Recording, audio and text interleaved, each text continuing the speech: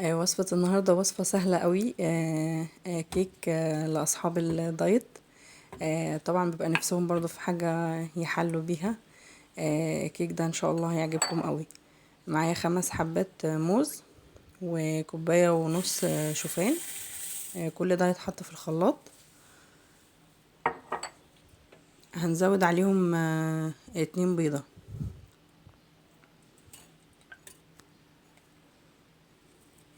هي سهلة جدا ومش هتاخد منك وقت ان شاء الله. معلقة بيكنج باودر،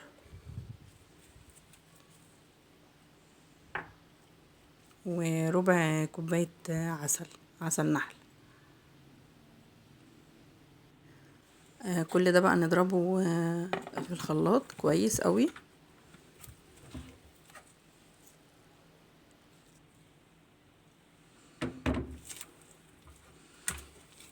تمام كده بالشكل ده.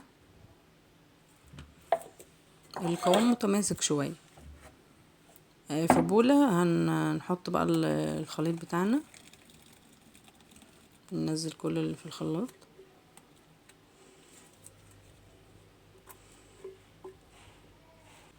وبعدين بقى هنزود حوالي معلقتين كده شوكليت شيبس.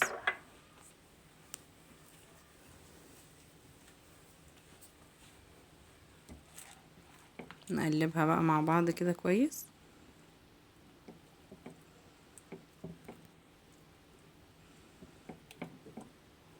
نكون محضرين بقى القالب عليه ورقة زبدة، ونحط فيه كده خليط الكيك.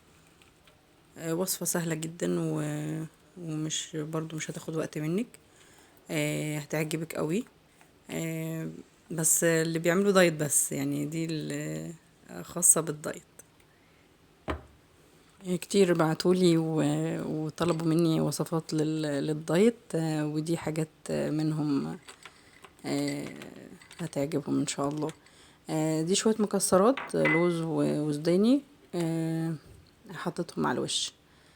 هندخلها بقى الفرن. هتاخد مننا ان شاء الله 25 دقيقة كده. رف وسط بالشكل ده.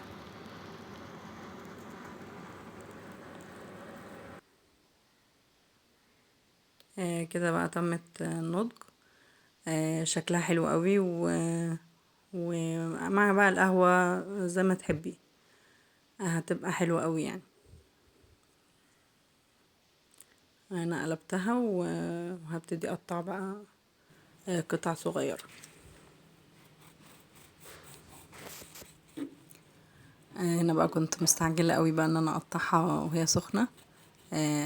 يعني لو عايزينها باردة شوية برضو سيبوها تبرد شوية، بعد كده قطعوها عشان ما تتفرفتش منكم. بس هي هشة ولذيذة قوي يعني، مش بشويش كده نقطعها وهتبقى حلوة معاكي. شايفين حلوة قوي.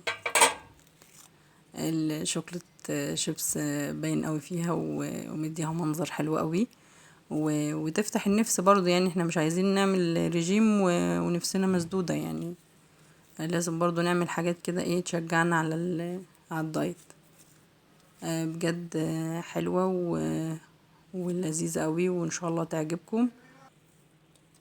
اتمنى ان شاء الله تجربوها ومستنية رأيكم في التعليقات وان شاء الله في وصفات احلى واحلى بإذن الله.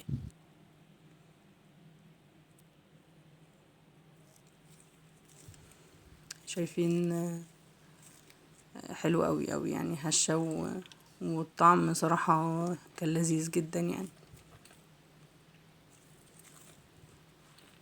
اتمنى الوصفة تنول اعجابكم وان شاء الله اقابلكم في وصفة قادمة ان شاء الله.